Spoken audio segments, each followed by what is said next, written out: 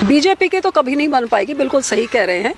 और चाहे वो इनके साबका प्रधान जाखड़ साहब हों या ये साबका मुख्यमंत्री अमरिंदर सिंह हो, ये सब ग्राउंड रियलिटीज़ जानते हैं। लेकिन यहाँ दिल्ली में बैठे बीजेपी को जो एडवाइस करने वाले जो अकाली दल से या दूसरे पंजाब के लोग जो आज अपनी निजी स्वार्थ के लिए इनके कंधों पे बैठे हुए हैं, उनकी दुकानें बंद हो जाएंगी जो अकाली दल के साथ कोई गठजोड़ होता है, तो वो इनके कान में कुछ और फूंक भरते हैं और उनको ग्राउंड रियलिटीज़ का पता नहीं है। तो इनकी बात तो बिल्कुल सही है, 2032 में भी बिल्कुल बनने की कोई चांस नहीं है। हाँ, गठजोड़ से बन सकती है ज़रूर, लेकिन गठजोड़ भी तभी होगा जब पंजाब के इश्यूज़ को एड्रेस किया जाएगा, क्योंकि अकाली दल सत्ता के लिए नहीं बनी। ये 105 साल पहले ये पार्टी बनी थी पंजाब और पंजाबियों के हकों की हितों की राखी के लिए। मैंने जे अपना मंत्रिमंडल मैंने छोड़ा, 4 साल मेरे पड़े थे, लोग सरपंची सोचने के, पर मैंने अपने किसानों के प्रति फर्ज समझा। जब अंदर बैठ के समझाने की कोशिश करी कि आप ये ऐसा बिल ना लेके आए जो किसानों को मंजूर नहीं, उनसे बात करिए, तो जब इन्होंने नहीं किया और जोर जबर से इधर पास करने का फैसला किया, मैंने इस्तीफा दे के अपने किसानों के साथ में खड़ी हो गई। तो बादल साहब ने 18 साल जेल कटी, इंदिरा गांधी का टाकरा किया उन्होंने कि पंजाब के हकों के साथ नहीं समझौता होगा। तो हम ऐसी पार्टी हैं जो पंजाब के हकों के साथ ना कभी समझौता किया है और ना ही आगे कभी करेंगे, चाहे हमारी सत्ता आए चाहे ना आए, लेकिन ये पार्टी पंजाब के हितों के लिए लड़ती रहेगी। इसीलिए खेतरी पार्टी का होना बहुत जरूरी है और लोग इस बात को समझ रहे हैं। कौन से ऐसे इश्यू हैं जो अकाली दल चाहता है कि केंद्र को हल करे? देखिए, सबसे पहले तो मैं कहूंगी कि हमारे धार्मिक स्थानों के ऊपर जैसे कब्जा हो रहा है, हमारी एसजीपीसी को कमजोर करने के लिए कांग्रेस पार्टी ने हरियाणा जो एसजीपीसी के अंडर आते थे, इन्होंने हरियाणा की एसजीपीसी अलग करने का कांग्रेस ने फैसला किया और जब तक हमारा गठजोड़ था हमने उसका कुछ होने नहीं दिया। जिस टाइम मैंने छोड़ा, साथ की साथ इन्होंने हरियाणा की अलग इलेक्शन करा के हमारा धार्मिक स्थान उधर हरियाणा एसजीपीसी अलग कर दी। हमारे नंदेड़ साहब का एक तख्त है, उस पर अपने नॉमिनेटेड बंदे बिठा दिए, पटना साहब में ऐसे कर दिया और अकाल तख्त साहब में भी कोशिश करी, जो हमने होने नहीं दिया पंजाब के लोगों ने। इसी तरह हमारे पानियों के ऊपर, जहां रिपेरियन प्रिंसिपल पूरी दुनिया में सिर्फ एक ही एग्जाम्पल होगा कि जिसमें से पानी जाता है उस राज्य का पहला हक होता है।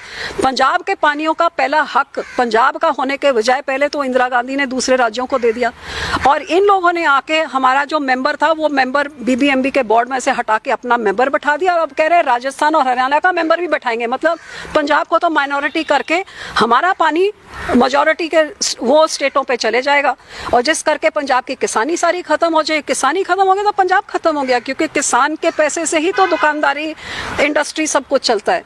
सो चाहे हमारे किसानी होए, चाहे हमारी राजधानी के ऊपर हमारा हक होए या हमारे यूनिवर्सिटीज और सबसे ज़रूरी कि जो सिखों के साथ एक कानून होता है और कानून की आंखें बंद इस करके लिए होती हैं क्योंकि कानून सबके लिए बराबर होता है। हमारी बंदी सिखों की रिहाई, जो लोगों ने, जब इंदिरा गांधी ने अकाल तख्त साहब के ऊपर हमला किया था तो कई सारे ऐसे सिख थे जिन्होंने फौज छोड़ दी, जिन्होंने उस अकाल तख्त साहब के और गुरु ग्रंथ साहब को जो गोलियों के साथ छली करता, वहाँ पे श्रद्धालु जो गए थे उनको खूनो खून करके पूरा सरोवर साहब लाल रंग का, उसके बाद इधर कत्लेआम होके कितने सिख मरे आप सब जानते हैं।